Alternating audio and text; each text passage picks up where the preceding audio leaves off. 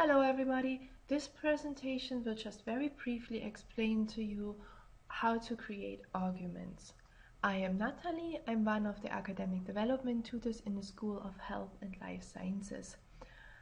So, the structure of an argument. In a linear way, the structure of an argument begins with premises, leads to intermediate conclusion, and then to the conclusions.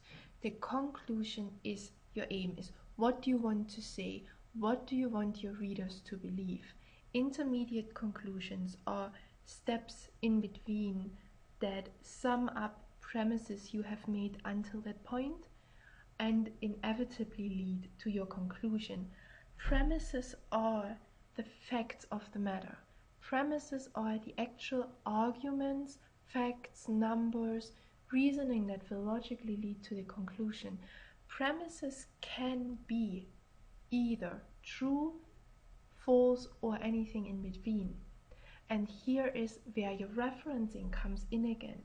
If you want the reader to take a premise for a truth, for something they want to believe, you can do this if you back the premise up with references, with research, with facts, with numbers, with graphs, with statistics.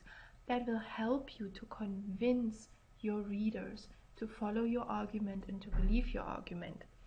The aim of each argument is basically that you want to convince your audience about your point of view. You want your audience to believe you. I can give you also a graphic representation of how to build an argument, and you can see there's no one way about leading an argument. You can see that a premise can directly lead to a main conclusion, or premises can lead to intermediate conclusions that then lead to main conclusions, or intermediate conclusions can lead to other intermediate conclusions before you come to your main conclusions, to what you actually want to say. A key issue of that is though to keep in mind, what is your aim? Where are you going to? Are you going with that argument, with your discussion?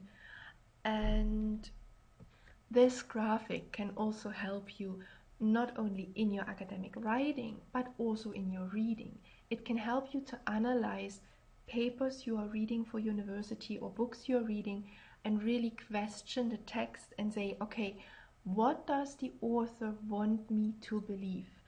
What arguments, what facts are the authors showing to support their arguments? And do I believe them, or do I think, no, what you're saying is not believable? And if so, why not? So this graphic or the previous slide, the list of points, can help you not only in your own writing, but also in thinking about reading and analyzing reading.